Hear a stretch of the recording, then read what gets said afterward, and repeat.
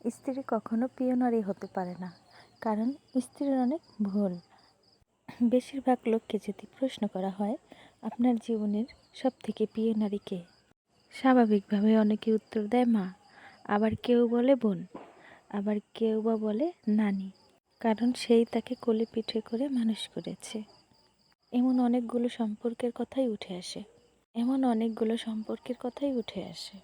খুব অবাক লাগে, এমন একজন মানুষের উত্তর দেয় না তার বউ সব থেকে প্রিয় নারী। আসলে বাঙালিরা বউকে ভালোবাসে বললে মান সম্মান চলে যাবে, লোকে বউ পাগল বলবে, বউয়ের কাছে ছোট হয়ে যাবে, অথবা বাকি লোকজনদের সামনে নিজের মান সম্মান কমে যাবে বউকে ভালোবাসি বললে।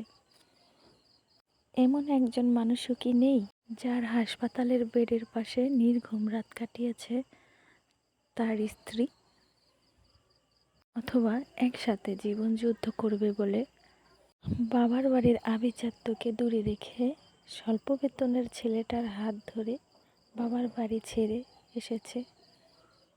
শ্বশুর বাড়ির ঝাল তরকারি ভাত খেতে না পেরেও বাবার বাড়িকে জানিয়েছে অনেক ভালো আছি।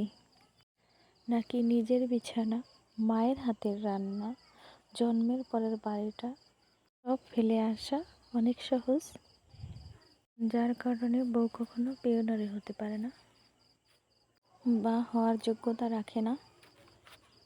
আমার আজকের গল্পটা সবাই মিলিয়ে নেবেন, দেখবেন কতটা সত্য কতটা মিথ্যা। আমাদের সমাজে এখনও অনেক লোক আছে যারা স্ত্রীকে সম্মান করতে বোঝে না, স্ত্রীকে মর্যাদা দিতে বোঝে না। সব থেকে ভালো হয় না সবার মানসিকতাটা পাল্টে ফেলা, মানুষের অন্তরে যেটা আছে সেটাই বলা উচিত। গল্প বলতে বলতে আমার বিরিয়ানিটাও রান্না হয়ে গেল। আমার বিরিয়ানিটা রান্নার রেসিপিটা কেমন লাগলো সবাই কমেন্ট করে জানিয়ে দিবেন। আর আমার আজকের গল্পটা কেমন লাগলো আপনাদের কাছে সেটাও আমাকে জানিয়ে দিবেন। আমার আজকের গল্পটা ভালো লাগলে আমার পেজটি ফলো দিয়ে রাখবেন, যাতে আরও নিত্য নতুন গল্প আপনাদের সামনে নিয়ে আসতে পারি। সবাইকে ধন্যবাদ। আল্লাহ হাফেজ।